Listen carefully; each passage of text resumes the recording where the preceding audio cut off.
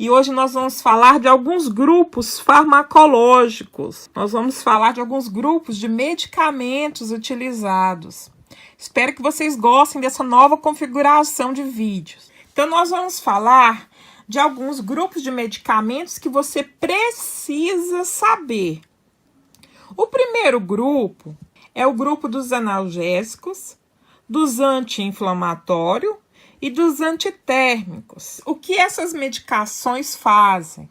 Elas são usadas para suprimir a dor, a inflamação, diminuir a inflamação, a febre.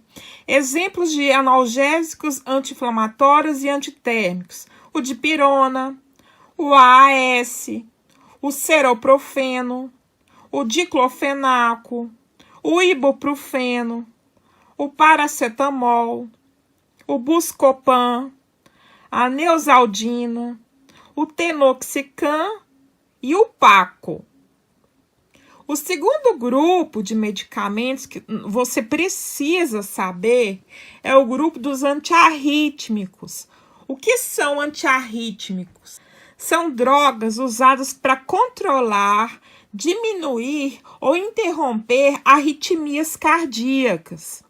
E quais são os exemplos de antiarrítmicos? Lidocaína, amiodarona, procainamida, o verapamil, a digoxina, o ritmonol, o propranolol e o metoprolol.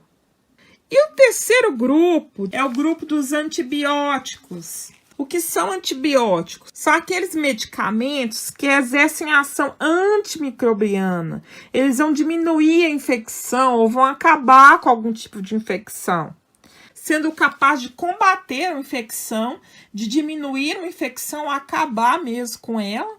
Eles são produzidos por seres vivos, como cogumelos, e por bactérias. Bactérias produzem antibióticos. E quais são os exemplos desses antibióticos que nós temos?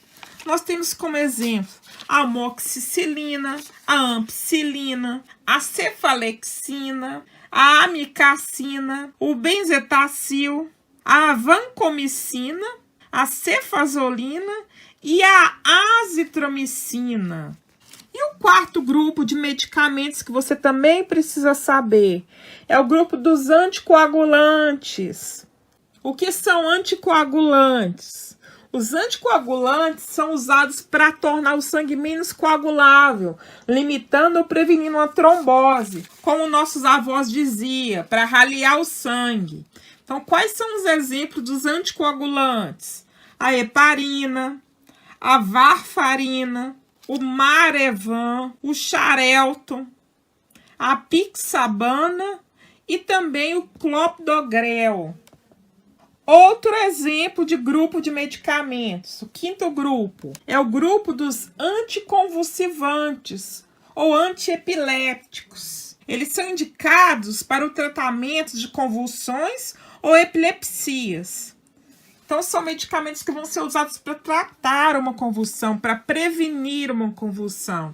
Exemplos que nós temos de anticonvulsivantes: o Gardenal, o Tegretol, a fenitoína, o idantal, o fenobarbital, o valproato de sódio e o topiramato.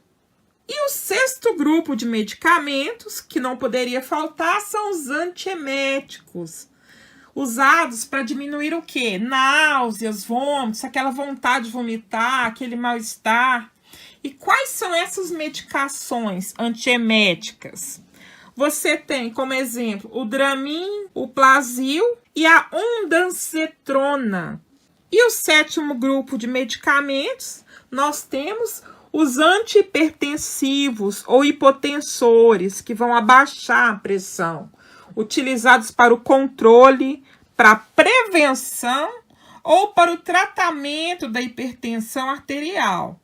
Exemplos desses medicamentos nós temos o captopril, o enalapril, o verapamil, a valsartana, a losartana e o anlodipina.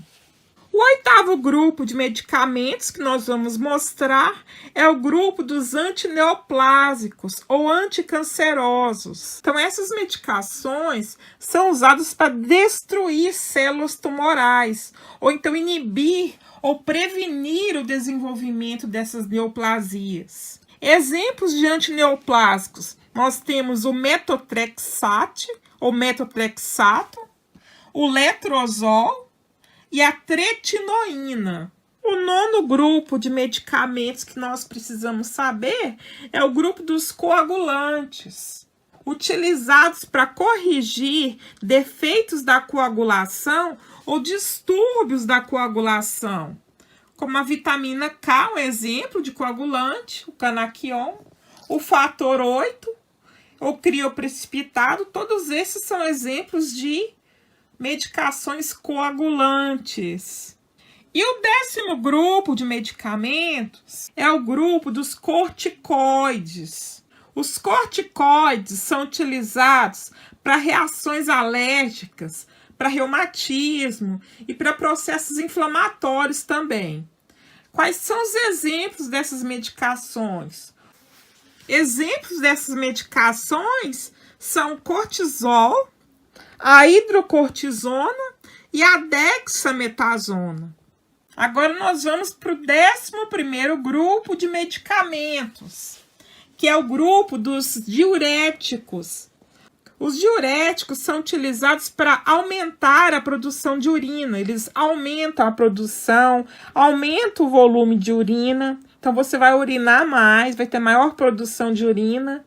E os exemplos são furosemida, o manitol, a hidroclorotiazida, a espironolactona e também a amilorida, a idapamida e a metolazona.